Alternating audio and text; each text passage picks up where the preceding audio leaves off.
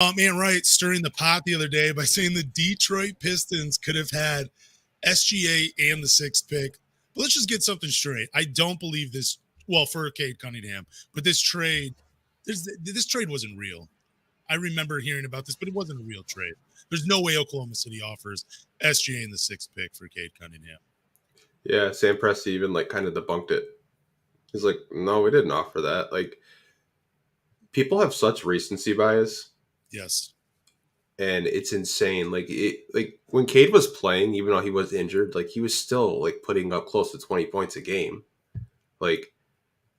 I'm just it just baffles my mind. Some of the tweets that I get that we need to trade Cade. Cade's not a good player. Cade's a bust. It's insane that people actually have the nerve to not only tweet that but actually hit send. It's insane, man. You want to trade number 1 overall pick that is your best player because you think he's a bust because he's out for the season with a tibia stress fracture. I don't get that thought process with Pistons fans. They're just miserable right now. Let's say the trade was real, though. Let's say that Sam Presti did call Troy Weaver up. He said, hey, friend, you just became a GM. I want to help you out. You give me the first pick, which will be Cade. I'll give you SJ in the sixth pick. Would it have been a mistake if Troy Weaver did hang up the phone and not accept that trade? Kind of depends where you see the franchise going. If that trade, let's just say hypothetically, we could play devil's advocate. Let's say it was real. I'd be tempted to take it, but I'm still happy with Cade Cunningham because I think a lot of people are comparing SGA stats this year to Cade's rookie stats, which I think is incredibly unfair. I think let Cade play, 5 years into the league, and then you can kind of stack their stats next to each other and see Cade Cunningham and SGA are basically similar players. I think it's an unfair conversation. I don't know. Like I said, Cade's out. People are bored. They're just tweeting or, whatever they're doing on social media with these crazy ass takes, man. You've seen me go back and forth with some fans, man, quote tweet. I'm some of the stuff that I've been getting, man, it's insane. There's no way. People just have to be trolling. So basically, the backcourt. No, I agree with you. I think they do have to be trolling. I think Ant Wright was trolling with this. He was just trying to stir the pot too, as well. And that's basically what my argument was to him, or what I had said to him. Why are we comparing SGA year 5 to Cade year 2, which was 18 games? Why are we doing that? We should wait till Cade hits year 5 and then we can compare them. It's too early to do that. But also, yeah, I mean, basically the backcourt in Detroit would be SGA and Josh Giddey, because that's who went 6th to Oklahoma City. I'll just assume that's the same move Troy Weaver made, was just getting those two. So Josh Giddey and SGA in the backcourt. No Jaden Ivey then in Detroit. Someone else is drafted right there. And then who even knows what happens with Duren. I like the way the Pistons have gone. I love having Cade Cunningham, even though he's hurt right now. I love Jaden Ivey. I mean, he's been looking phenomenal at playing the 1 recently. But anyways, let's talk about this because this was brought up when I had retweeted it. His name is Jasper. I apologize. I do not remember his handle on Twitter. I want to say it's Blade Cunningham or something. But he had basically said what would Cade Cunningham's production have to be for you to turn away that offer? Basically, I'm paraphrasing, but that's how I read it. So what would Cade Cunningham's, because again, I think they're looking at it yes, SGA's averaging 35 and 5 this year. I don't think he does that again next year. That's not a slight on him. It's just there's going to be a huge improvement from his teammates. Josh Giddey, Jalen Williams, Chet Holmgren's coming back. Lou Dort, he hasn't been healthy this year. All those dudes are going to take a step next year. So I think that's going to hurt him. So SGA averaging a 35-5, I don't think it's going to happen. But what would Cade Cunningham's production have to be for you not to want SGA and Josh Giddey, I guess? I know, like I said, we're just playing hypotheticals. I honestly, I would still draft Cade Cunningham even if that trade was on the table. Yeah. Just because he was the best prospect coming out of that draft class. He was getting comp to guys like Luka Doncic, LeBron James, even Grant Hill to an extent. I don't really look at it as a production standpoint. If you want to use that argument, I can understand it. If you want to say, well, he's averaging 30, I would need Cade to average 20. I think Cade could average. He was basically averaging 20 this year. I mean, during his rookie year last year in March, he was averaging 23, 7, and 7 as a rookie. I would much rather have Cade Cunningham on my team than SGA, and that might sound like a homer take, but I just believe in Cade Cunningham as a two-way forward, and I think you don't really see a whole lot of point forwards in the NBA. There's maybe 3 right now: Giannis, LeBron, and Luka, and Cade fits into that same tier. So I'd much rather have a point forward because they're so rare and they're very special talents. I remember talking to Rashad Phillips about Cade Cunningham. He told me he's a once-in-a-generational type point forward. And 100% agree with him there. I'd rather have Cade Cunningham. SGA is a phenomenal talent. I think he's one of the best young up-and-coming guards in the NBA. But I'm still taking Cade. I'm not going to look at it as a production standpoint. But let's just say Cade gave us 25, 7, and 7 for like 5 to 6 years, and they were competing or contending for the Eastern Conference Finals, whatever. I think that's fair. I don't really care about a 35-5 season if you don't go anywhere with it. Cool, the playoffs are great, but we'll have to see how deep SGA can take them. And again, I love SGA's game. I would be happy, if he was a Piston, if that trade actually did happen and he was here in Detroit. I wouldn't be upset about that. But since someone asked the production question, I think 25, 7, 7 is realistic for Cade. And I think he could do that over across multiple seasons and have the Pistons in contention. I think that's realistic for Cade. And I think that is worth more than SGA in the 6th pick. Yeah, I think some fans they're box score watchers to an extent. And they're like, well, SGA's putting up 30, Cade's only putting up, like, let's say he was putting up 17 or 18. I don't remember what his exact averages were this year because he didn't play that many games. I think that's a conversation you can have, but I think what, not the casual basketball fan will do is Cade actually impacts winning. He makes winning plays. He makes everyone around him better. And I think Cade to an extent is actually kind of passive, where Cade could average 30, but he's going to, help Jaden Ivey maybe get 15. He's going to help Jalen Duren get his 12. He's such an unselfish type of player that I think some people have recency bias because they haven't seen him play so long, and they're like, he's not that good. I just think you just haven't seen the guy play in a very long time, and you forget how good he actually is. Yeah, he's definitely going to turn heads next year when he comes back fully healthy. I just think we're going to have this conversation next year, and it's going to be a different conversation, not from us, but just from everybody else, that's going against Cade right now. One guy that will never go against Cade is Ashton, and he's just casually dropping this year's recruiting tweet. I feel like he's done this every year since he's been to Detroit, always talking about recruiting guys. I know he works with NBA players. He's definitely part of that circle. But do you really think he's recruiting guys to Detroit? Do you really think that's happening? Oh, 100%. I don't know if you've ever met Ashton or if you've ever seen him in person. Last Piston game I went with Jeff from Woodward Sports. Ashton was the only guy in the whole arena. Dude, he was standing up the whole time, man. His energy is so infectious. When he says, I'm recruiting guys, I believe it. I 100% believe it. He is just, he's a guy, he's a person in the Detroit Pistons community that is always positive. He's just someone that I really enjoy, interacting with, following. I know he tried to get, Miles Bridges last year before the incident with the off the court stuff. He had talked to him about it, apparently. I don't know. I don't want to question him, but if he says he did it, I believe him. I mean, why would he lie about that, right? I think he's a guy that is a positive voice in the community. And I don't really see too many other fan bases that have, their cousin basically saying, yo, I'm recruiting. He's I'm lit, Detroit basketball. Dude, I love it, man. I just love just the Cunninghams and Ashton's family just being supportive of the Pistons, being supportive of content creators too, like us that do a podcast. So we appreciate him, and we appreciate everything he does. So I know he does watch our podcast too. He says he likes it. Oh, that's awesome. Appreciate that. Okay, real quick. He did tweet out, though, he wishes we had Vanderbilt on the Pistons, talking about Jared Vanderbilt. Do you like Jared Vanderbilt on this current group of Pistons?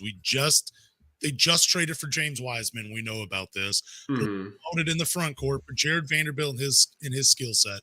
Do you like him in Detroit? Yeah, he's a great player. I kind of kicking myself. I actually had him on my fantasy team, and I just kicked him off last night, and then he goes off for 15 and 17. Hell of a player, hell of a talent.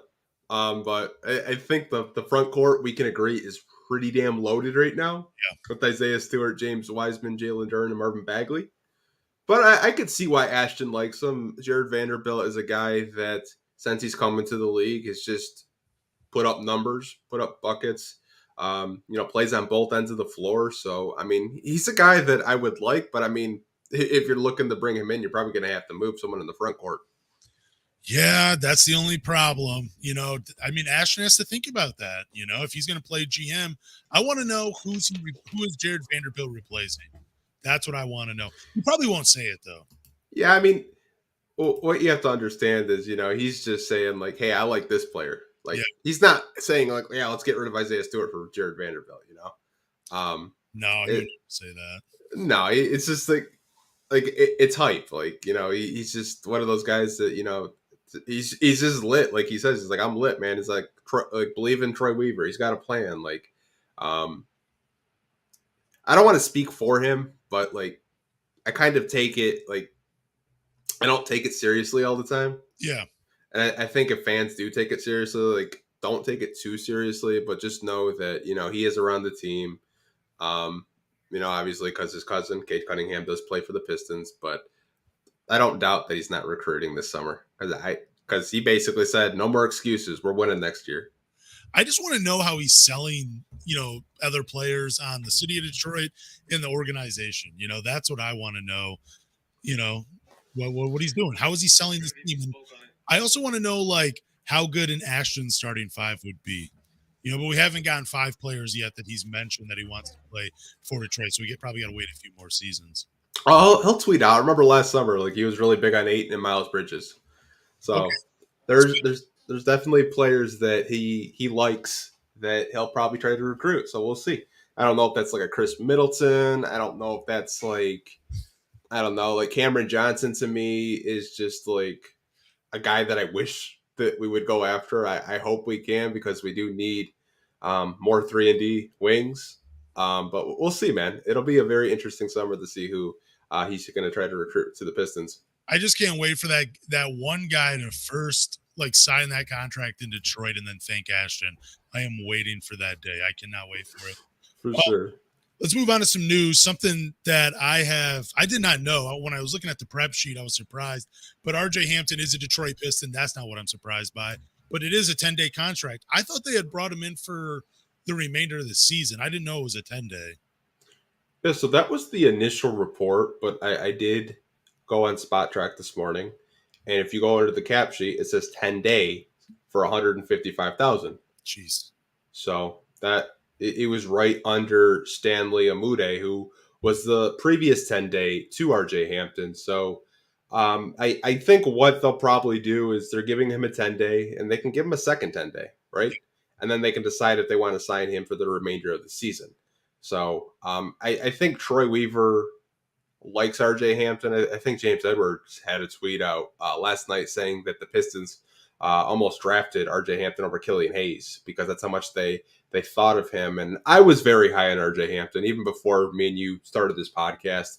He was a guy that I thought was a combo guard that could play either guard position, very athletic. And if you do look at his numbers, he's pretty efficient. Yeah. Like in the small sample size, he has very high efficiency numbers. He just hasn't had an opportunity since he's, gotten drafted in the league. He gets drafted by Denver, doesn't get a whole lot of playing time because of Jamal Murray and all stuff like that. He gets traded to Orlando because it was part of the Aaron Gordon trade. Yep. And then, he's stuck behind Jalen Suggs, Markelle Fultz.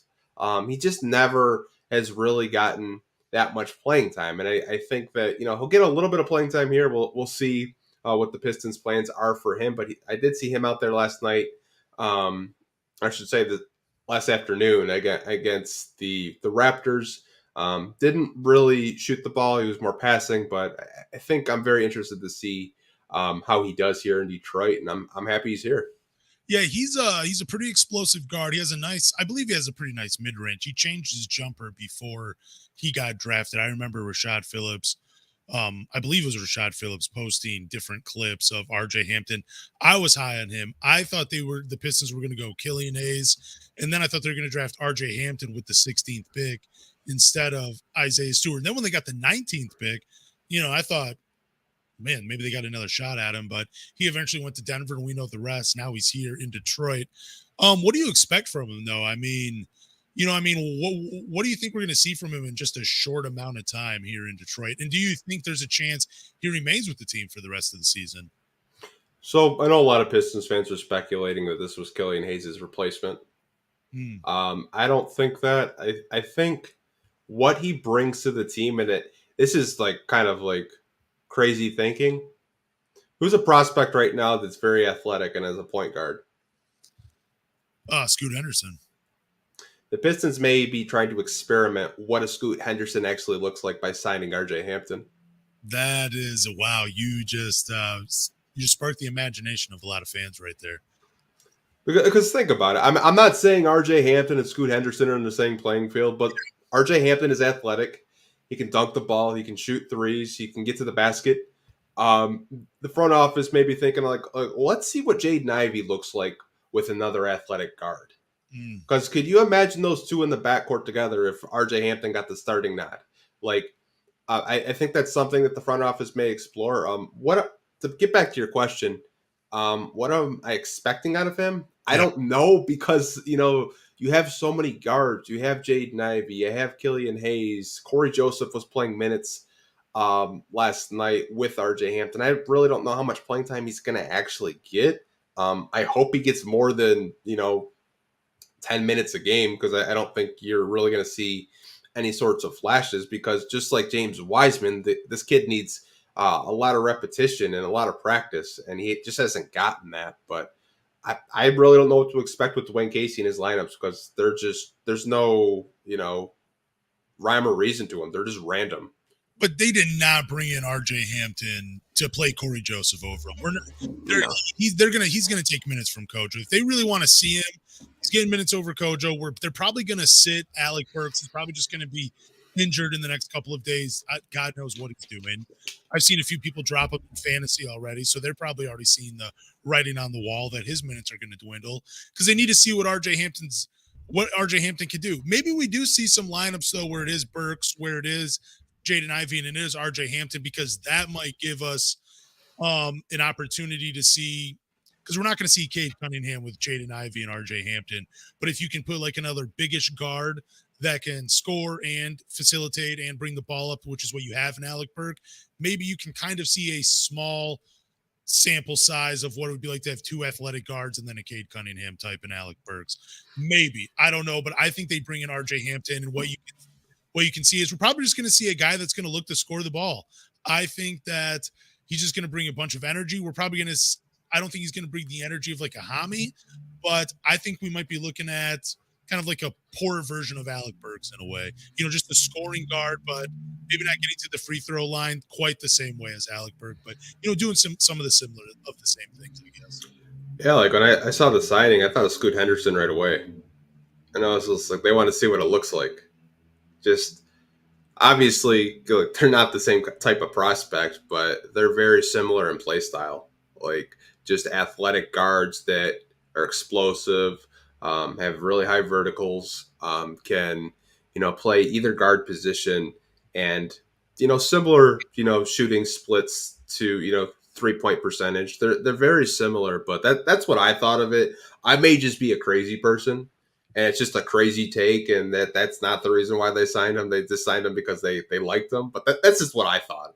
Well, I think it gives you kind of a look into what Jaden Ivey can do with it. Like you were saying, another shot creator and a shot maker. Like Killian Hayes, he's kind of fallen off again after his great, 2 months he had, averaging like 11 and 7, playing great minutes for Detroit, but he's fallen off. So you could probably say maybe his time in Detroit might be coming up. So maybe they just want to see what Jaden Ivey can do with a guy like RJ Hampton who can create his own shot and go out and get you a bucket.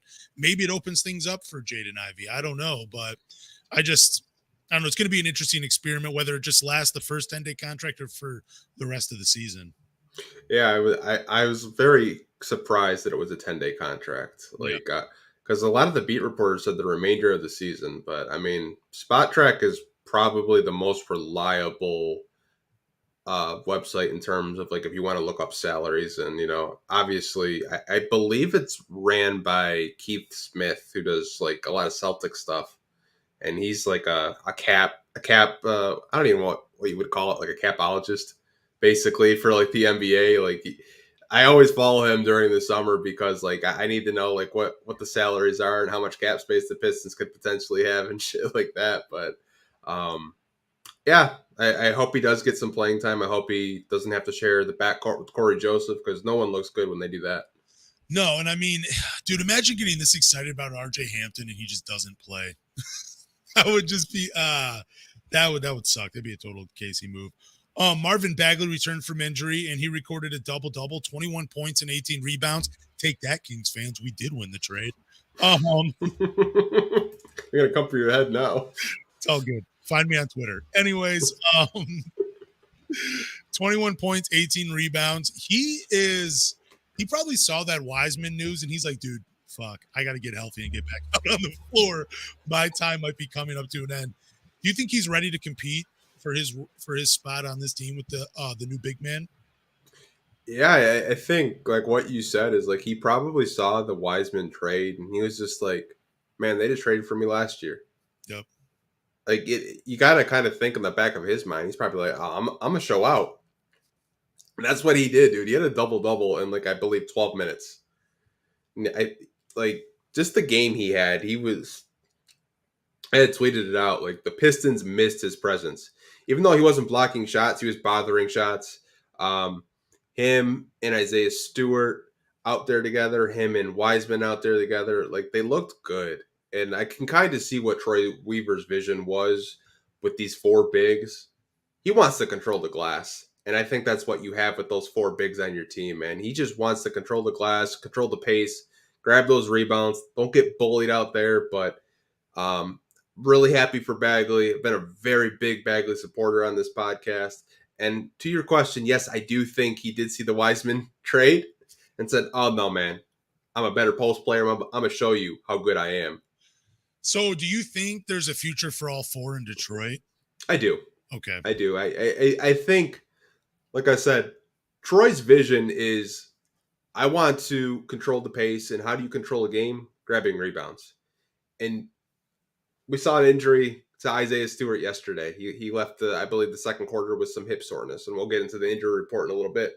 But now you have, insurance. You have a backup. Like, you still have Bagley and you still have Wiseman because Duran didn't play because of an ankle injury. And then Stewart went out with hip soreness. So you're never going to be, short on bigs because you have four of them. And I think that's what Troy saw when he did trade for Bagley and what he saw when he did trade for Wiseman is he wants to have insurance policies, and you have to have insurance policies in the NBA because you never know who's going to get injured.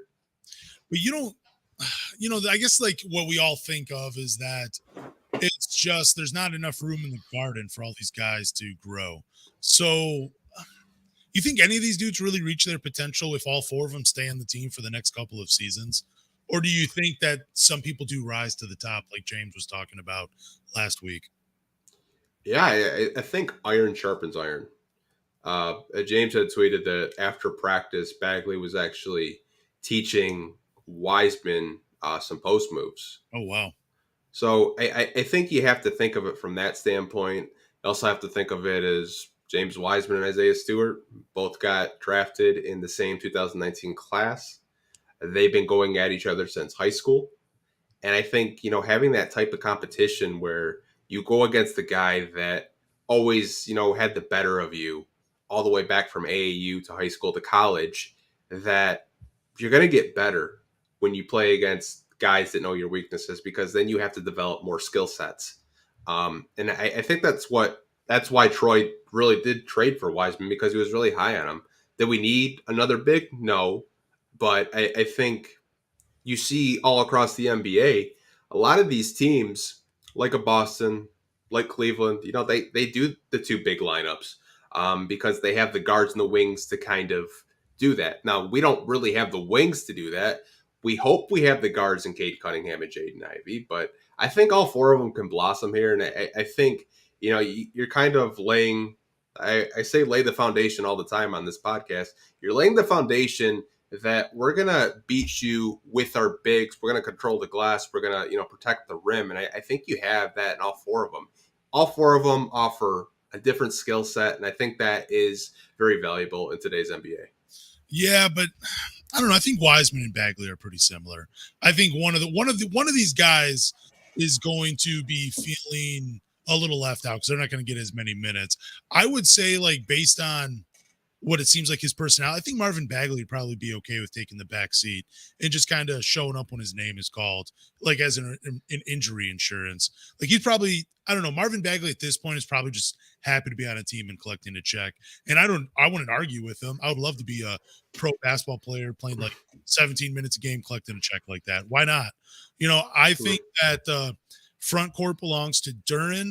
And the guys are going to be playing the big minutes alongside of him are Isaiah Stewart and James Wiseman and Marvin Bagley. If he wants to stick on this team, I still think try to show out and try to, put out your best performances every time you're on the floor. But I think that he's more of the insurance policy if all four of them stay on this team. I don't think anything's wrong with that. I think Marvin Bagley would accept that role as well. Yeah, I think Bagley's a little bit more refined in the post than Wiseman. To your point, I do think they're similar, but what I would say is Wiseman's a lot more athletic, way more nimble. He runs the floor way harder. To me, we haven't really seen the lob threats, but I know he's a lob threat. I think with Bagley, he's more of that post presence. Like I remember when the Pistons had Mehmet Okur, and he was a very good post player. I think if you have Bagley as that type of just get him off the bench and he's your post player, he can give you a good like 12 and 6 a night. I think that's very valuable. Not saying that he's going to be part of a championship team, but I can kind of see where Troy is going from a standpoint of like how to build a team, because you're going to have two bigs on your bench at all times, whether you want to play two bigs or not. But I think all of them offer something unique and special. Yeah, I do too, but I'm just looking at the minutes and the shots eventually when this team is healthy, and then you're adding in another lottery pick, this year. So it's just, there's just going to be some people suffering, and I don't think it's necessarily a bad thing. But if Marvin Bagley's your fourth big man, and it works out with the other three, that's not that bad. He's a pretty talented guy to have right there. Like that means your team is good if Marvin Bagley is your fourth big man. Like that means you have a good team. Yeah, that for sure. Oh, I was going to say, go on, finish your thoughts, man. No, it's all good, man. Like, I'm really happy that he had that game. And I think he needed to have a game like that, too. Especially to come right back after injury and do it. I didn't get to watch the game, but just to see people's reactions, and I got to catch the final minutes of the fourth quarter. And yeah, that really caught me off guard. I'm like, this dude is super talented. It's just a matter of him staying healthy and putting it all together. Let's talk about another talented guy just got traded from the Detroit Pistons. That's Sadiq Bey. He was asking for a similar contract to DeAndre Hunter, 4 years, $90 million. That's a lot of money for Sadiq Bey. I saw you had tweeted something out, and I believe it was, could this been part of the reason why they traded Sadiq Bey? And I honestly love that thought. Because I think it is. I think Troy Weaver saw the writing on the wall with Sadiq Bey and saw that, dude, he's going to walk because we're not going to give him 20-something million a year to play for us. So let's just try to get something out of it right now while we can. But what are your thoughts on Sadiq Bey asking for a big contract? Yeah, I think when the trade happened, I think a lot of us freaked out. We're like, oh, how could we trade, Sadiq Bey for James Wiseman? Like, Sadiq Bey's a better player than Wiseman. And then, the dust settles a little bit, and you kind of hear, what went on, behind closed doors. And I actually got this from the Low Post with Zach Lowe. He had Jonathan Gavoni, who's a draft expert, and he said that he heard that Sadiq is asking for big money. And he was like, yeah, it makes sense for Detroit to move on from him if like they don't plan on giving him that type of contract. And, you kind of get something for him now than rather, lose him in restricted free agency. So I think that was a smart move by Troy Weaver. Now, obviously, time will tell if this was a good move or not. It's still very early in the trade process. And I think, both teams got better with this trade, but I think 4 years, 90 million, that's a lot for a guy that's very not as consistent as a DeAndre Hunter. You're talking about close to 20, around 20 mil per year with an extension. And the Pistons just gave Bojan that. So if you think about the Pistons gave Bojan 20 mil a year, Sadiq's probably feeling some type of way. Yeah. And I think as soon as, the Pistons gave him that extension, I think that was kind of the writing on the wall for him. And why they probably decided to say, we like Sadiq, but we don't like him at a $20 million price point. Yeah, I mean, do you think any teams actually gives him $20 million a year? I don't see it happening. I mean, Charlotte? Yeah, who knows?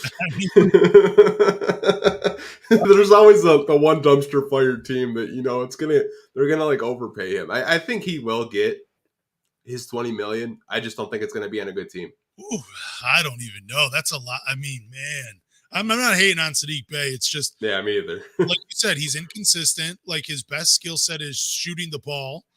And if he's not hitting shots, what does he bring your team? You have to look at it that way. I could see a team offering him maybe 13 to 15 million, which is still good. And I think for Sadiq Bey still being as inconsistent as that could still be an overpay for him. But when Sadiq Bey is on, yeah, he plays like a 20 million a year guy, but he's just not always on. I don't know if a team gives him 20 million. Charlotte might be the best case, but I think it's going to be one of these situations where he's not going to get to 20 million. He's probably not even going to get 15, and he might be signing for like a 3-year, $10 or $12 million contract. I could see that being a likely scenario for Sadiq Bey.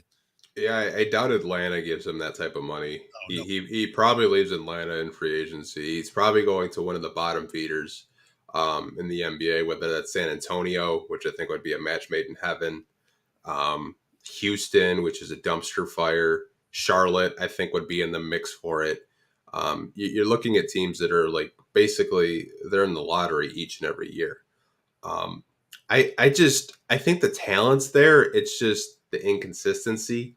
And I think when you're giving out contracts, you're not just throwing 20 million to a guy that's not you can't give me 28 one night and to the next. It's just, you're not we're not in the same age of, the Timothy Mozgov contracts when the Lakers gave him the bag.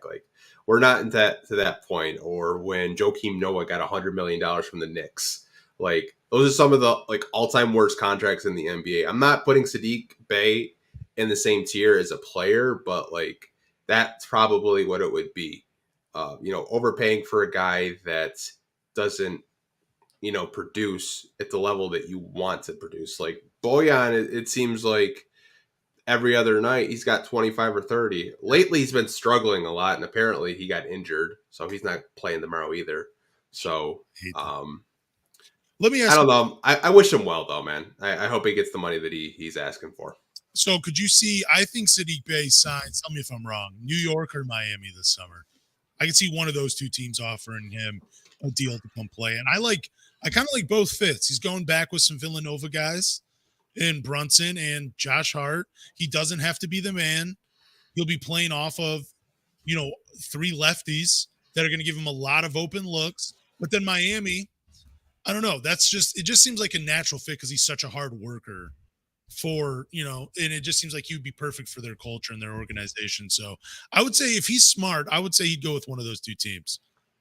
Yeah, I feel like if it's Miami, it's going to be a really low contract because their books are just, they don't really have a whole lot of cap space to play with.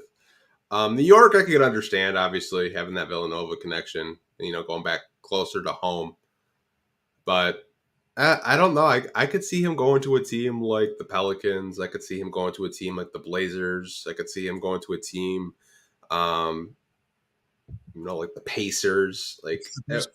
It wouldn't surprise me, man, if he goes to a team that has playoff aspirations, and he's one of those guys that's like a fourth option and is going to give you 10 to 15 points a game. Didn't LeBron James say something about Sadiq Bey a few seasons ago? KD did. Okay, I thought who did LeBron James say? Didn't he say? I thought he said something about a Piston, a younger guy. Wasn't LeBron hates the Pistons.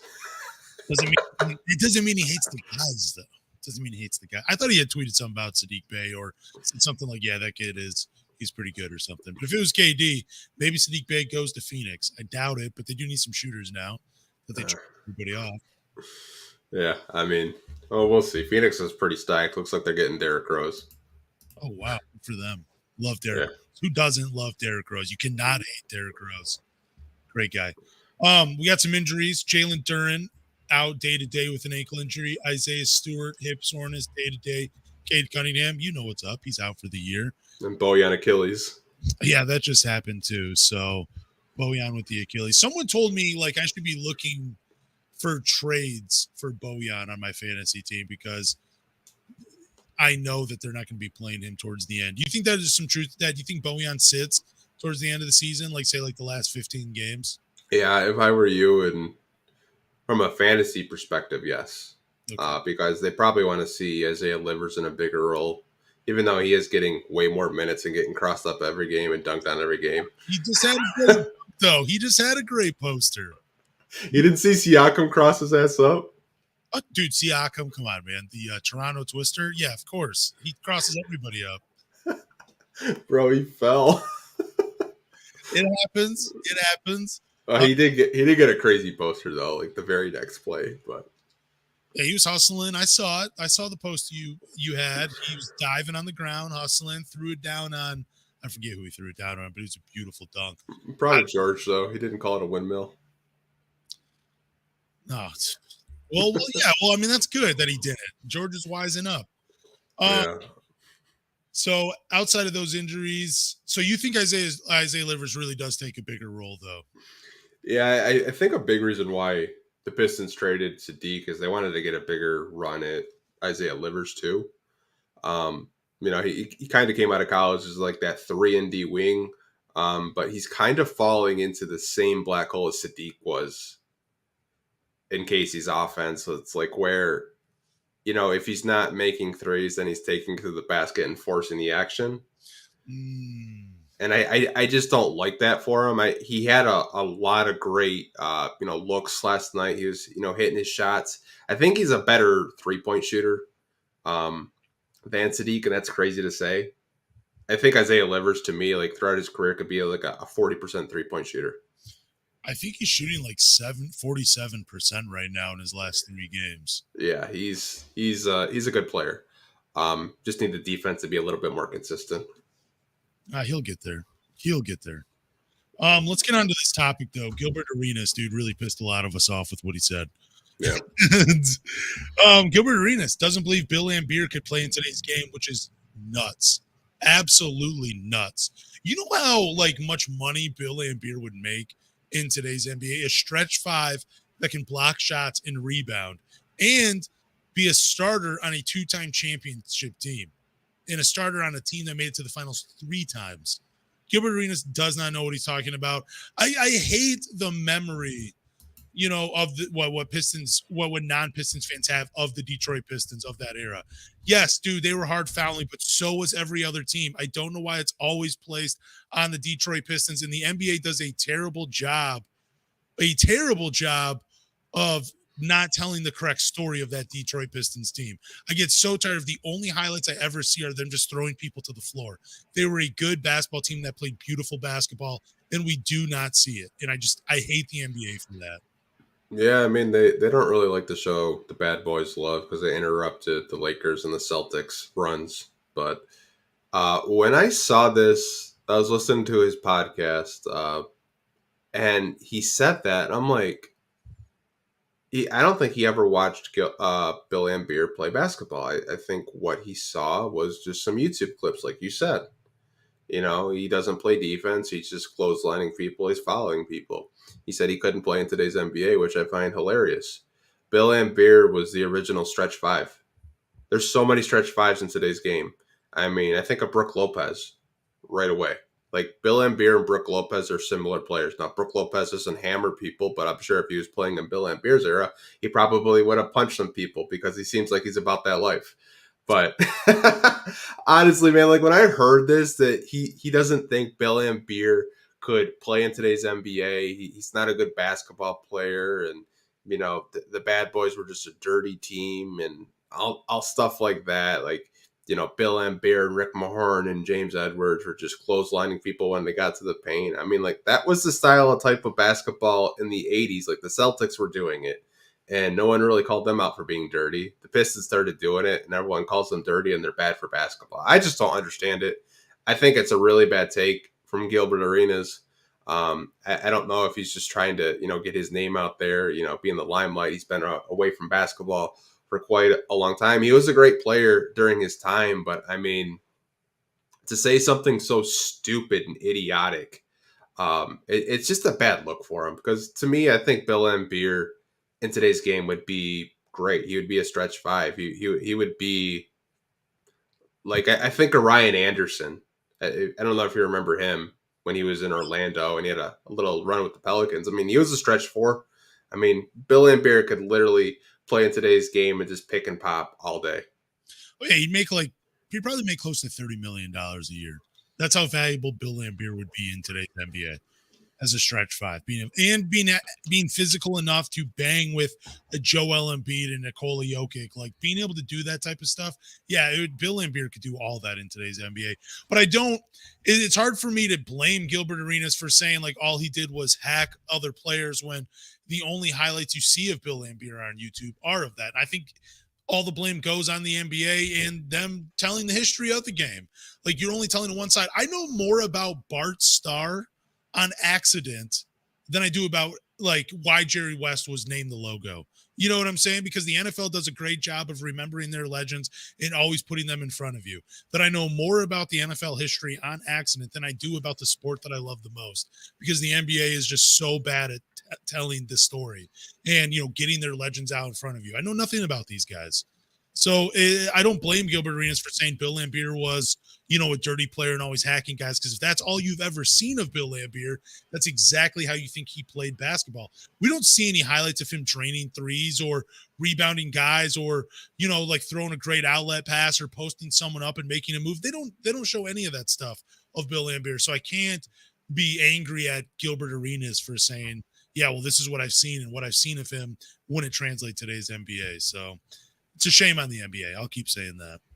Well, it's a shame on him too. I mean, he's smart enough to go back and watch the games. Like, I think it was like more of him kind of, he slighted out Bill Laimbeer, but I think his big gripe is with all these players in the 1980s saying that, LeBron James couldn't play in my era, which is stuff like that. I think it's more, he singled Bill Laimbeer out, but I think it's more on the players in the 1980s. He doesn't think that they could hang with his generation. And we always hear these conversations like, oh, you couldn't play in the 70s, you couldn't play in the 80s, you couldn't play in my generation. Like, I think it's just a tired conversation, and it's just, former and current NBA players talking shit to each other at the end of the day. I don't think every player from the 70s and 80s could play in today's NBA, but I think there's a handful of guys you could pick up how they played in the 70s and 80s. They could play in today's NBA. I think you could pick Jerry West up and put him in today's NBA, and he would still give you 23 or 25 a night. When I went back and watched, what was it, like the 72 finals when they played the Knicks, he was a step ahead of everybody. He looked like a modern day player like a today player playing in the 70 finals.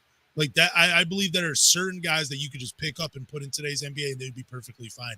I think you could pick up any NBA player from today's game and they'd be fine in any era of the NBA. I mean, they're just so skilled today. You can't tell me you don't, but I do think that there's certain guys from past eras that you could just pick up and they'd be all right.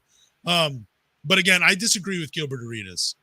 Yeah, same here. I just think Bill Laimbeer kind of was just the first player that he thought of, and I was very surprised for him to say that, because like if you watch Bill, he was kind of like revolutionary in terms of like, you didn't really see a whole lot of centers, shooting 3-pointers.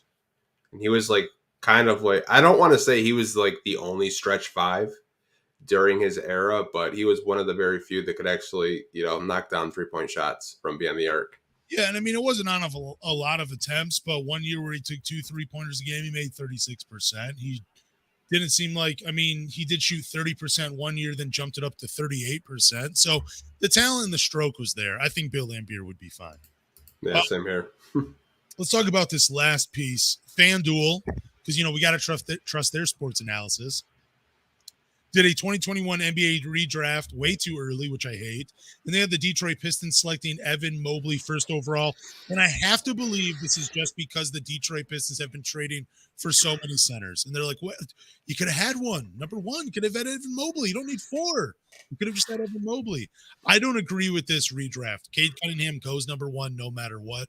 What are your thoughts, Anthony? I've been seeing a lot of redrafts lately. I believe Kevin O'Connor from The Ringer had a redraft, and he had Cade Cunningham he had him at 3. He had Evan Mobley at 1 as well. Seen a lot of these media companies. FanDuel had one. I think, like I said earlier, it's a lot of recency bias, right? And Cade hasn't played recently. Evan Mobley has been playing. He actually had one of his best games a couple of weeks ago. But I still think Cade Cunningham is the first overall pick. I think he's still the best player out of that 2021 draft class. And I think a lot of these media companies are just using recency bias, and Cade hasn't played. I think it's very foolish of them to, have Cade at 3 to the Cavs and, say the Pistons wouldn't draft him because of the injury history and what they know now. Like, I still think even with the tibia injury, I think the Pistons still draft him because he was the best player available, in my personal opinion. Okay, but Evan Mobley, how many defensive player of the years does he have to win to be to consider him the number one overall pick? Because he's not carrying your team offensively. He's not doing it both ways. He's shooting 55% from the field, but he's the fourth option on the Cavaliers. No slight against him. He is playing that role to a T. He's doing what the team is asking of him. He's been very efficient, averaging his 15 a game. He can't shoot from 3. It's only 21%. He's only shooting 70% from the free throw line if we're rounding up. He's just not a very efficient offensive player. He's a very good defensive player, but from my number one overall pick, I'd want him to be able to carry me on both sides. I need him to be a threat offensively. I need him to be the guy that takes that last second shot and can take guys in ISO. Like Evan Mobley, he has the luxury of having 2 guys on his team in Darius Garland and Donovan Mitchell willing to take those final shots, so it doesn't hurt his efficiency. They can hide Evan Mobley offensively. You cannot do that with Cade when he's healthy. So, yes, Cade Cunningham is the number one overall pick. Not only that, I mean, when Jared Allen got injured last year, and if you remember, the Cavs were in very good position to, not be a play-in team, but Jared Allen went down, and Evan Mobley had one of the worst defensive ratings in the NBA last season as that number one center. So, people say, oh, well, Evan Mobley is such a lockdown center. Like, he's got a lot of help, like you said. He's got guys on the wings like an Isaac Okoro that can kind of hide his deficiencies. He's got Jared Allen, who I've always said is the glue to that whole team. If Jared Allen gets injured, they're screwed. Yep. You traded for Donovan Mitchell. You have Darius Garland. You have a lot of good role players around him. Having Jared Allen and all those guys kind of mask his weaknesses. I still think he's a very good player. I still think he will win Defensive Players of the Year, but I just don't think it's going to be in the near future. I think he's still a very raw prospect, and I would much rather have Cade Cunningham on my basketball team because I've seen Cade change the game on both ends of the floor and be that number one option and have the team on his back. I know the Pistons haven't won a whole lot of basketball games, and some fans like to use the winning argument. I mean, that's why Scotty Barnes won Rookie of the Year, apparently, because, the Raptors were a playoff team and, he had more wins than Cade Cunningham and Evan Mobley or whatever. But I still think Cade is the consensus number one pick, even with him being injured, the past 2 seasons. There's stuff that he can do that no one else out of this draft class can do. And to me, I think it's just stupid to have him go third in these redrafts. And I think a lot of these media companies need to do better and just put out this straight bullshit it seems like every other week. If Evan Mobley had gone number one and he was playing for the Pistons, when they do these redrafts, he would not be number one. He would not be number one if he went number one because he would not look like this in Detroit. I think Evan Mobley's closer to Tyson Chandler than he is to Kevin Garnett or Chris Bosh. You know what I'm saying? I just think he's a better offensive player than Tyson Chandler, but I think that's probably the kind of defensive player he is, which is a one-time defensive player of the year and can anchor a defense. And, that's it. But I just don't see him as the number one overall pick. He's not giving it offensively enough for him to be the number one overall pick. If you're drafted number one, I want to see you bring it on both sides.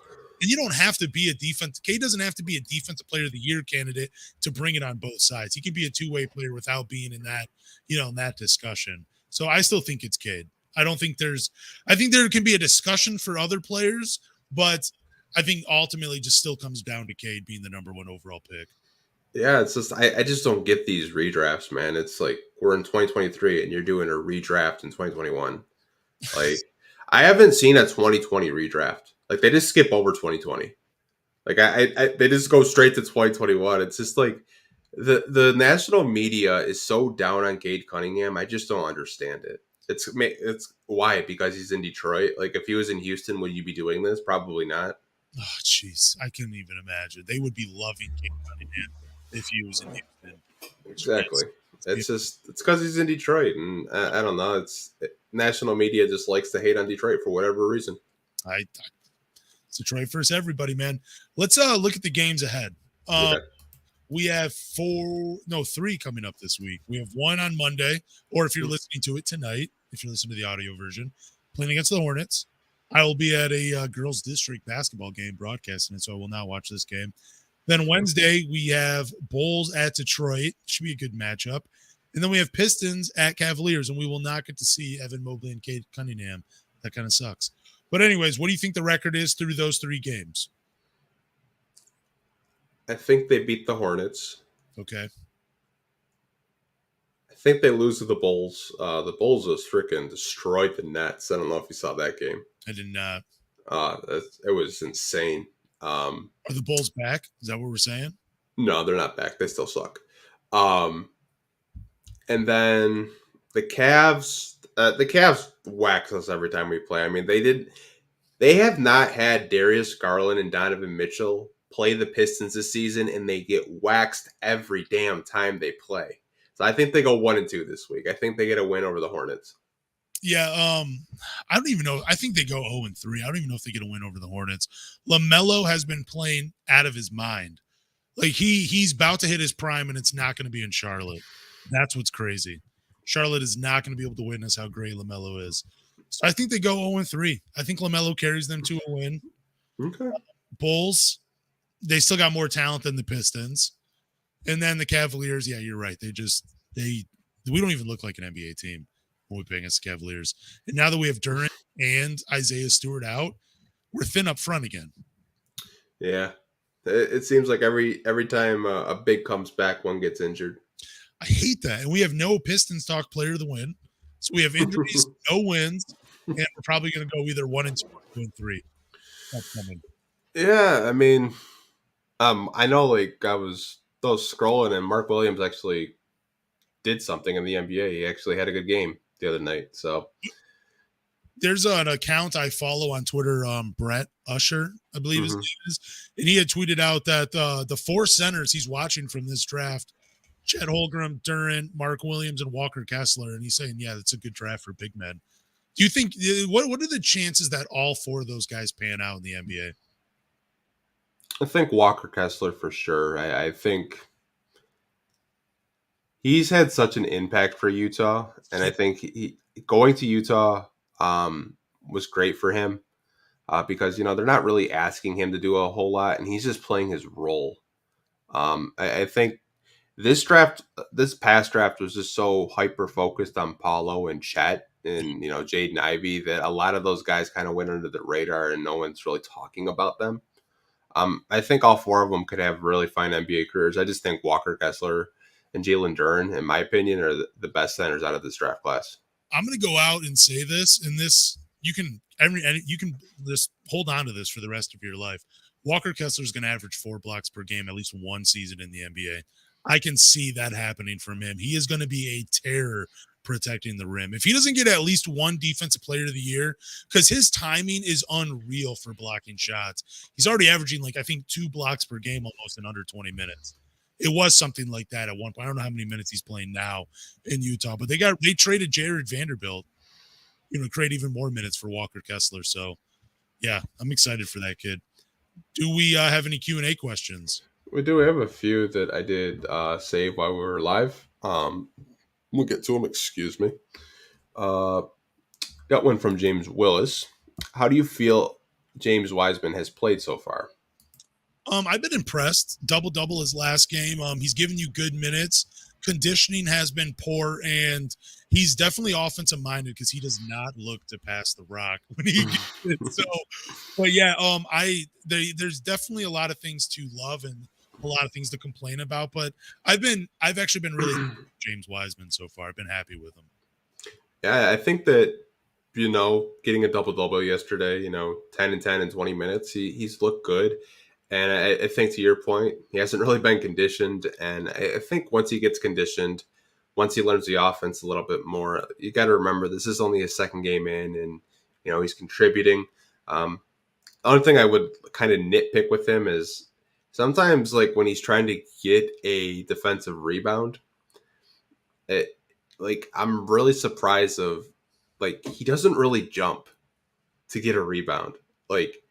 Maybe I'm just nitpicking, but I'm watching his feet, man, and he's barely 2 inches off the ground, and he goes to reach for it, and he just doesn't grab it down like Duren does. Grab it when Duren grabs a rebound, man, he just gets it down. James Wiseman kind of just lets it fall in his hands. Maybe I'm just nitpicking, or I'm just being an idiot, but when I see that, I was just yeah, dude, I'm gonna need you to jump a little bit higher to grab that board. You're 7 feet. You can't let Cole Anthony get a rebound. And you're just kind of oh, what the hell just happened? Well, Cole Anthony's a strong rebounder. James Wiseman is not. That is a fact. Yeah, I've been a little disappointed in his rebound, and I've noticed that too. He's not aggressive. He doesn't hunt for the rebounds like Duren does. He does not do that. He's definitely more of a finesse player. I think he's more of a guy that bothers shots and then rather than blocks them. And he's just more of a big body, but I don't think he's going to be cleaning up the glass from game to game. Yeah, I think he's played well though. I think it's just a little thing that I've noticed that I'd like to see him clean up, and I'm sure he can. It's just he hasn't had a whole lot of playing time so far. In Detroit, but other than that, I've been pretty impressed. He had a lob with Jaden Ivey, I think within the first quarter, so they're already starting to build chemistry. But I've liked the James Wiseman experience so far. Same. All right, this is actually a rebuild question. This comes from P. Bow. The Pacers and Pistons are in a similar rebuilds. Great competition coming. What do y'all think? Are we talking about Pistons and Pacers being kind of like rivals in the next few years? Because I'm definitely all for that. And how are the Pistons and the Pacers on similar rebuilds, though? Share that with me. I want to know. Because I feel like the Pacers, I don't even really feel like they had a rebuild. They just kind of They got a great pick they got a great player in Tyrese Halliburton. They've made it work with Miles Turner, and they just drafted Benedict Mathurin, who looks solid. So I don't know how they're on. Yeah, they kind of retooled because there was reports that they wanted to get rid of not only Sabonis but Miles Turner. But the Pacers' asking price for Miles Turner has always been incredibly high, and I believe they actually gave him an extension. They did. If I do remember correctly. Getting Halliburton in the trade for Sabonis, I thought it was a win-win for both teams. Both teams look good. I think the Pacers have a little bit more. I wouldn't even say they really rebuilt. Like I said, they retooled. In terms of the Pistons, I think the Pistons are probably 2 years away from being where the Pacers are at. It all depends on the draft, who they get in this upcoming draft, and who they get in free agency. But I could see the Pacers being a 45-win team next season. Yeah, but they're going to top out, though. Having Halliburton and you have Miles Turner and you have Buddy Hield, all they really need is some wing defenders, and like they're going to be a problem in the East. But they're not going to compete though. I think the Pacers weren't bad enough long enough. They needed who's their guy? I mean, Tyrese Halliburton is very good, but I mean, is he the number one guy? Like, is he a guy that you think you could go deep and have a deep run in the playoffs with? With him as your guy? You have Joel Embiid you're going up against. You have the Boston Celtics with Tatum and Brown. You have Giannis still in Milwaukee. Does Tyrese Halliburton, does his name ring with those guys? Does he belong in that categories as the guys that you can make a deep run with? I don't think so. I think under Rick Carlisle, I wouldn't doubt it. I think Halliburton going to Indiana and Rick Carlisle coaching him, I think Rick Carlisle is going to put them in a position so where they're going to be competing for the playoffs each and every year. Being Pistons fans, we're very familiar with Rick Carlisle, hell of a coach. I could see them being a top 6 seed, top 5 seed next season, just because of how great Tyrese Halliburton is. I do think he's a guy that is going to be your number one option. It's just going to be him and Miles Turner in the pick and roll. And it kind of reminds me, I don't like to compare the two, but it reminds me when the Pistons had Reggie Jackson and Andre Drummond in the pick and roll. And, they were winning games. They were competing for the playoffs. But like I said, they weren't like a title contender. I think that's where the Pacers are going to be. For this question, I think the Pistons still need more talent. Yeah. Until we're like really in the, competition stage. I think we can flirt with the play-in next season, depending on health, depending on the draft, and depending on free agency. And that's a lot of what ifs. But I'd love to see a rivalry between these two franchises because, growing up with, Reggie Miller, Steven Jackson, Jermaine O'Neal going against like Ben and Rasheed and Rip Hamilton, like those were epic rivalries, man. Like you're on the couch watching the game, like you're clenching your fist, you're hoping the Pistons win. Like those were some of my favorite rivalries growing up as a kid. Okay, but better position right now, Pistons or the Pacers? Pistons, they're the 15th seed. We're looking to potentially get the number one pick. Pacers are 27 and 35, 12th seed. And they're 7. And I mean, there's still a few games out from the playoffs. So even though they have Tyrese Halliburton, they're number one block. They got Benedict Mathurin and they got Miles Turner. Are they in that much better position than the Pistons right now? I mean, they could win the lottery. They could get a top pick. They could put themselves in the Brandon Miller sweepstakes. They could put themselves in the Scoot Henderson sweepstakes. Shit, they could get Victor Wembanyama. You never know. But I think they're going to be in a better position because I think they have the better coach. Okay. I think Rick Carlisle is a better coach than Dwayne Casey. Yeah, he won a championship. He did. Yeah. Yeah, I don't know. I still like what the Pistons are building, though. I take what the Pistons have over the Pacers, and I know that probably makes a few fans roll their eyes because the Pacers they got some good talent, but I just don't think they've been bad enough long enough to really build on that. And I think Tyrese Halliburton is not enough as your guy to go very far in the playoffs when it comes time to that. But we'll see. Yeah, I mean, like I said, they could have some lottery luck. You never know. I mean, they got Benedict Mathurin at 6, and he's one of the better rookies out of this draft class. I mean, doesn't even start. Just kind of shows you like the depth they have at shooting guard because Buddy Hield starts. But I think the Pacers are a little bit ahead of the Pistons just because they have a coach that knows how to win, and we have a coach that has had playoff success, but he had Kyle Lowry and DeMar DeRozan. He knows how to win in the lottery, though. For sure. Here's another question. It's actually about Duren and Wiseman. So the question is, who do you think is a better player right now, Duren or Wiseman? Duren plays with a higher motor, more energy, strong rebounder, very athletic, and really just intimidates people from driving in at him. Like a Wiseman, very good, a pretty decent offensive player, but I think he has a lot more holes to his game than Duren does. So I think Duren's the better player. Yeah, I would say Jalen Duren's a better player. I think he has more of a defensive presence. He's a very underrated passer. He even has shown somewhat of a face-up game, which I think that's something in his development that I'm very interested to see he can knock down that 15-footer consistently. But I think if you're talking just prospects, I think Jalen Duren is the better player. And what's wild is Jalen Duren is in his rookie year, and he's already played more games than James Wiseman.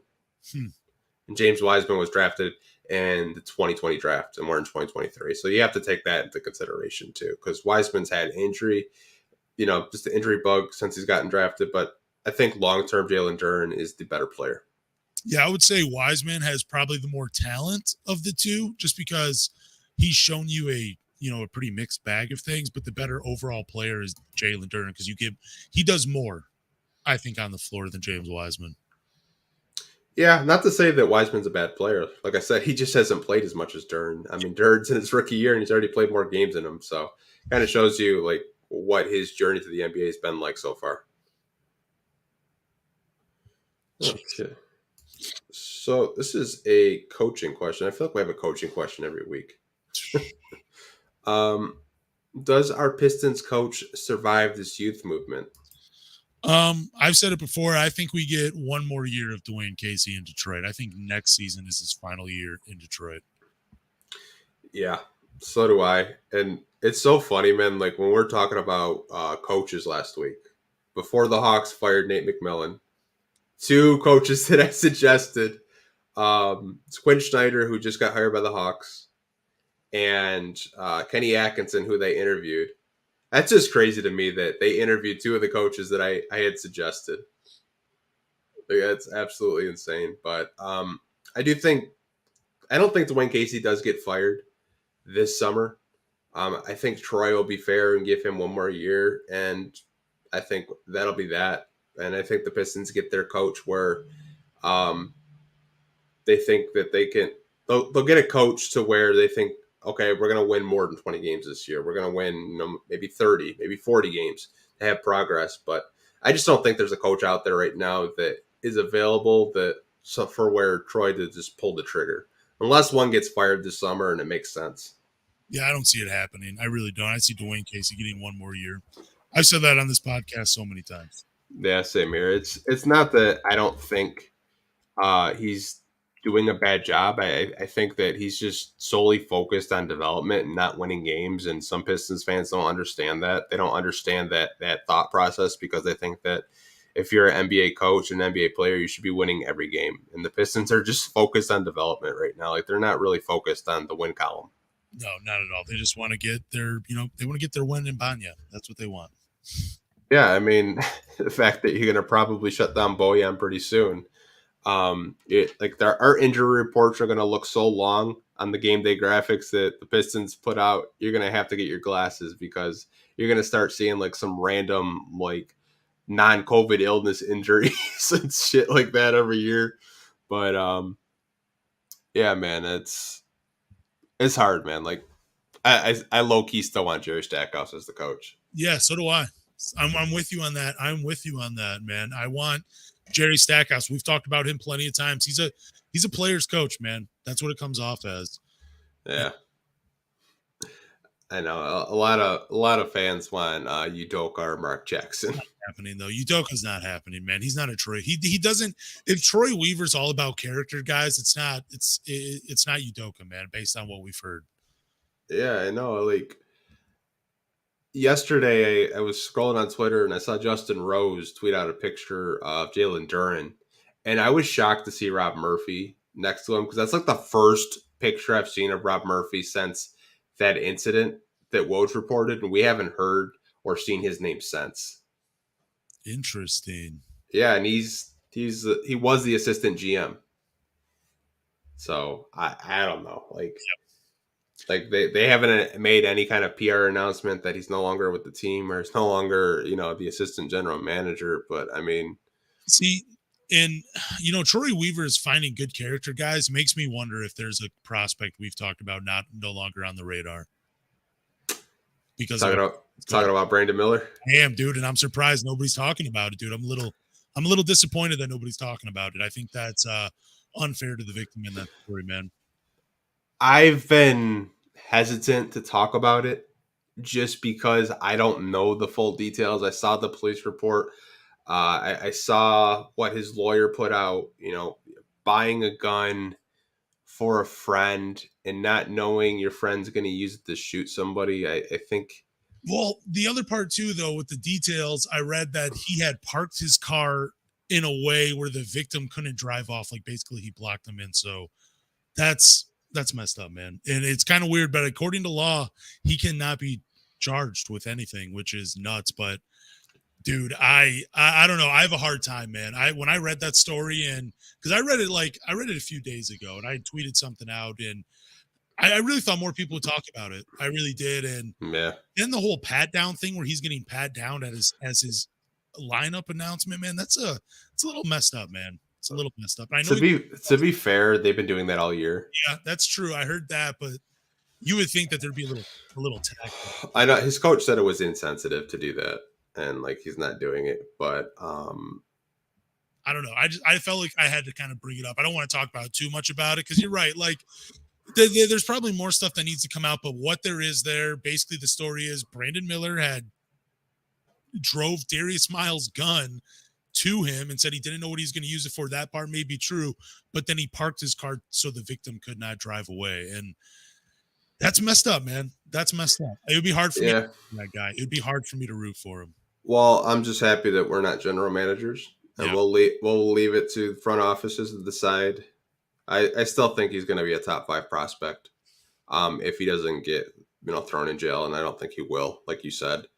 I still think that's going to kind of be like over him, like over his head. Yeah. Probably for the rest of the college basketball season. But if we're just talking like as a basketball player, great basketball player. But like you said, Troy Weaver's all about high character guys, and he doesn't need, that type of distraction. But we'll see, man. I don't want to speak too much on it because I know some people. I've read the comments. I've read like what people are saying in the comment section. Like they would still draft Brandon Miller after all of this. Yeah. Which we'll see, man. Like I said, it's kind of a sensitive subject right now. No, but it goes to show you that if you have talent in a sport, you can get away with damn near anything, and it is crazy. So, yeah, we'll see what happens with Brandon Miller, but I just felt like that story was not being talked about enough. Yeah, like I said, I think they're not talking about it because, it's just you don't want to be a reporter that talks about it and then like there's more news that comes out and what you said isn't true. Yeah. So, I mean, I don't know. There's a lot of wings in this draft, to be honest with you. Like even outside of the first round, this is such a wing heavy draft that I think the Pistons will probably come away with at least one wing. Or maybe Joris Walker. Who knows? Add a little bit more depth to that front court. Who knows? It's literally like Jeremy Grant's double. It's a baby between him and Jeremy Grant and Isaiah Stewart. It's literally it's like a Dragon Ball Z episode where they fused together and they became Joris Walker. That's how I look at it. They fused together, two Saiyans. It's not even the braids. He even has like the same move, just like Jeremy. Like it's kind of funny, dude. And just the build of Isaiah Stewart, like that dude, he could run through a brick wall, whatever. That is what Joris Walker can do. He looks like a tough kid. Yeah, for sure. Did you? I think it was Asur Thompson. He had a game where he went off, and I always follow. I can't think of his name right now, but he does like a lot of NBA draft stuff. He was saying how like Asur Thompson, like over the past couple of games, is shooting like 45% from 3. He's 20 years old too. I didn't know that. Wow. He's probably to me, I think he's like the 3rd best prospect, depending on who you ask.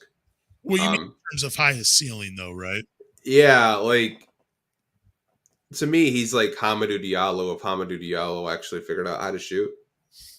Like if Hamidou Diallo actually had a consistent jump shot, he'd probably be like a top 10 player in the NBA.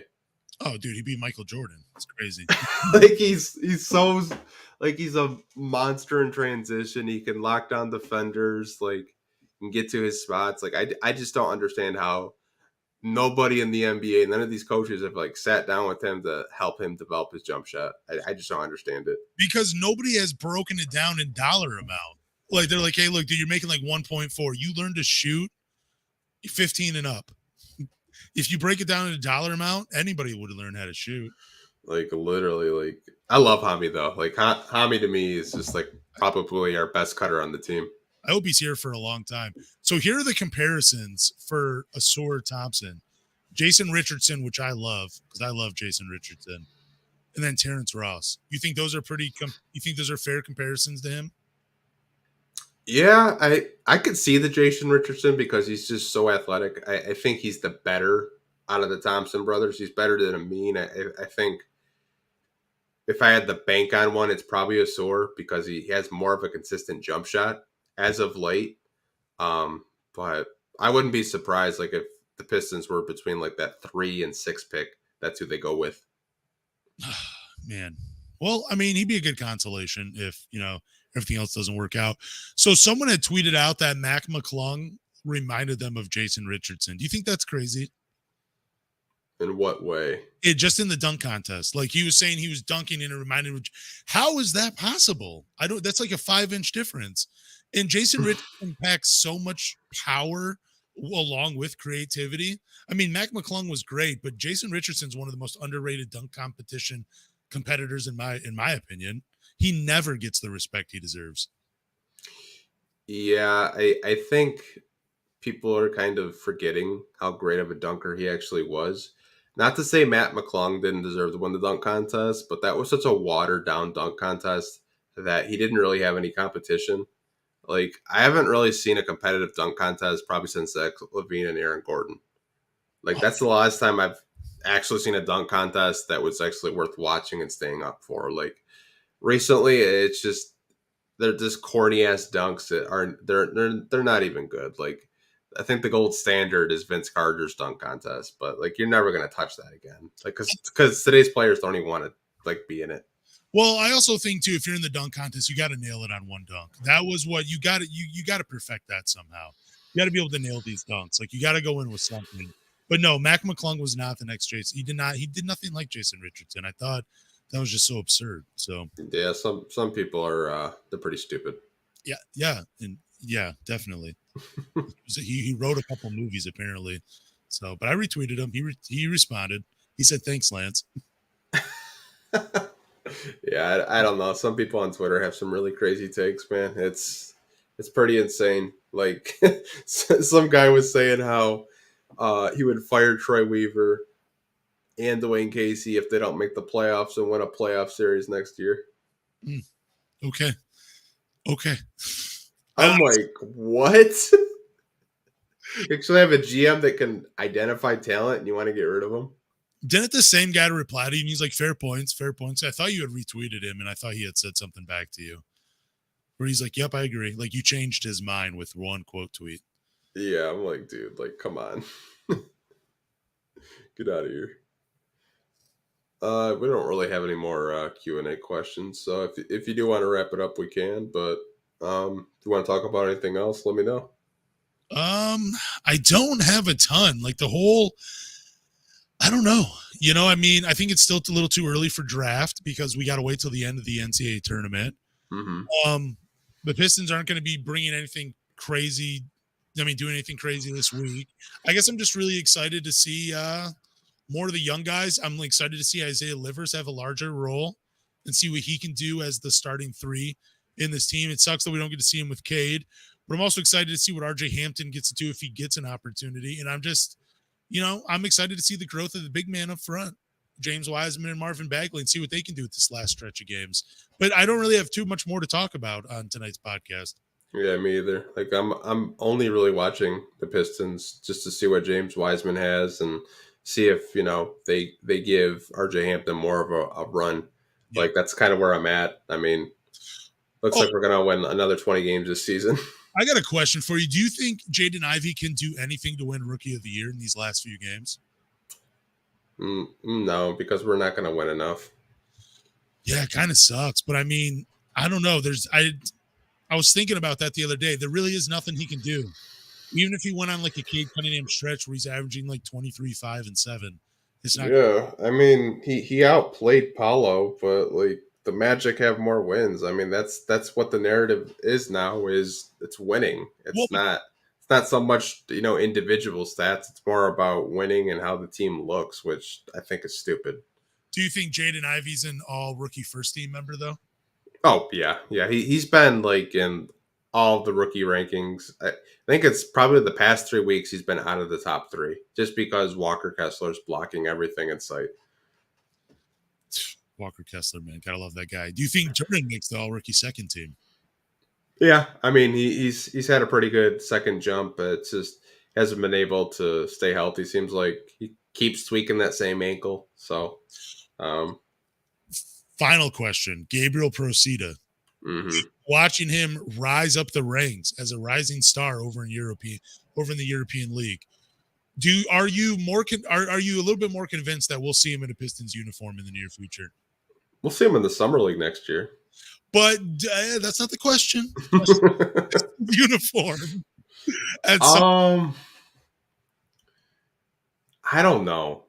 It's tough. Like you look at his box score and he doesn't play that much, and he only averages like 5 points a game. But that's actually pretty normal for European basketball. True, but I just think his game would be better in the NBA, more opened up. I think we see him at some point. I really do. Yeah, I mean, he kind of plays in between that shooting guard and small forward. I think that I read somewhere that he's like up there for like MVP over in his league. So I mean, he's been playing pretty well. He kind of ever showed you that picture? He looks like that meme of that kid. What meme? I'd have to show it to you. Like if you look up Gabriel Procida meme, it looks like a little kid. Looks like him, like 100%. It's hilarious. But yeah, I don't know, man. It's tough to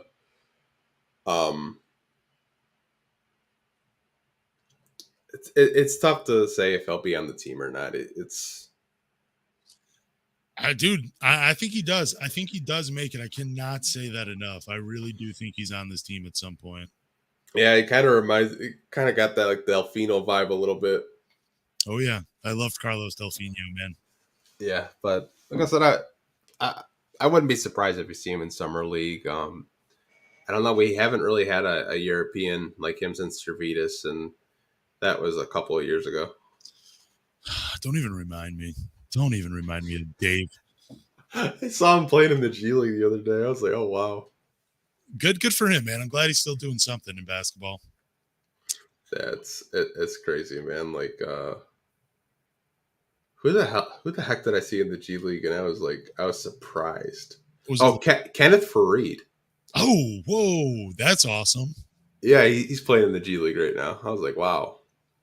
You see like a lot of like former NBA players trying to get back into the league that are in the G League. Like I saw Trey Burke from a few weeks ago on the Kings affiliate. I was just like, wow. There's so much talent in the G League, and like a lot of people don't even realize it. I wonder how good an all G League team would be. Not very.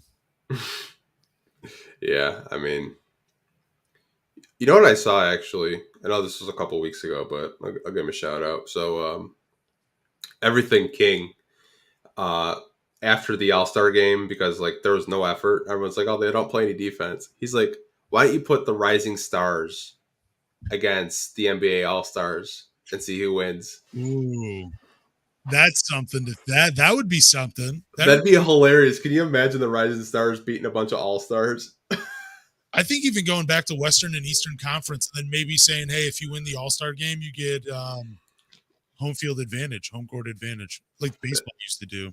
That they still do that. That's what they were doing. Then they went with this team LeBron, team Giannis. I didn't know they were actually. Well, I mean, I knew they were doing Eastern and Western, but I didn't know they were giving the winner the home court advantage. They used to do that, yeah. Like whoever won the all, like that's why when the All-Star game used to mean something. When if the Eastern Conference won, they had home court advantage. But I don't know, man. It's just I told you. I think giving the players all this power has kind of ruined the NBA. It's watered it down because all these players are so, I don't want to do that. I'm not getting paid for it. Yep. And to the point where like I saw a stat from Clutch Points that In 2001-2, 42 players completed an 82-game season. In 2020-2021, four players did that. I don't know. I mean, it's hard for me to. It's wrong of me to sit here and say I would play all 82. I'm not. Yeah, it's like I said, they don't even play if they have a hangnail. Like honestly. I don't know. I mean, I don't know about you, but like when I first started watching the NBA, and really up until this point, I still think of like what makes NBA players so special and what makes them do what a normal human can't is being able to play 82 games of basketball plus the playoffs. Like no normal person could do that. That's what I thought like was kind of cool about calling yourself an NBA player. You're doing something that you or I couldn't do just on any given week or just any given year, I guess. Yeah, I've thought about that lately. Like, I think LeBron James has done a lot for the game, but I think him like teaming up with Dwayne Wade and Chris Bosh, not to say he was the first to do it, but I think it kind of ruined the league because it seems like every other trading deadline, you have a big name going, like Kevin Durant to the Suns, Kyrie to the Mavs. Like a lot of these, GMs and owners, it's going to change the way they build their team now. Like they're just going to stockpile on draft picks and hope, in 4 or 5 years they can get Giannis. It's just the way the league is run and how the players run the league now. It's watered down, and to me, I think it actually made the game worse because I don't want to watch games that are 130 to 120. I'd rather them bring back the hand check rule and play a little bit of defense, man. Like because you can't even play defense now. It's so offensive driven, and I get that's what the NBA wants. They want, high scores, but like to me, it's just not entertaining to watch. Yeah, no, I would like to see a little bit more defense, hand checking for sure. But also, if I'm a GM, I'm not offering Kyrie Irving. I'm only offering him a 1 to 2 year contract. 1 to 2 years, fully guaranteed. You show up, you get your money, but I'm not signing you past anything like that. I'd never be able to sign him, but I think every GM should make that commitment because you're not getting 3 or 4 years out of Kyrie Irving. Like that's kind of the thing that pisses off GMs. We sign him to this long-term deal. And I'm just singling out Kyrie Irving because I felt like his name has been brought up the most. And, he never plays 3 or 4 years for a team anymore. It's like 1 to 2 and then he's out. So I don't know. I think that's a problem too in itself. Yeah, I've just thought about that lately of like how I look at how these star players sign these contracts and then they ass out. Yep. And the GM's like, oh, I guess we got to trade them. It's just like, I just hope we don't have any of those type of players on the Pistons where they just force a trade. Like I God forbid, like Cade does that, like I'd be pissed. I hope we not. Yeah, that's another podcast discussion though. I don't think he's like that, but you know what I mean. It's just like, that's crazy. But well, we could wrap it up. We've been on for an hour and a half, so I know you can tell the people where they can find the podcast, where they can support it, and how they can help the podcast by giving it a review. So thank you guys for listening to the Pistons Talk Podcast on YouTube. Do us a favor, go to Google, Apple, Spotify, or wherever you listen to podcasts and subscribe. After you subscribe, leave a review, drop a rating, but more importantly, tell a Pistons fan. Peace.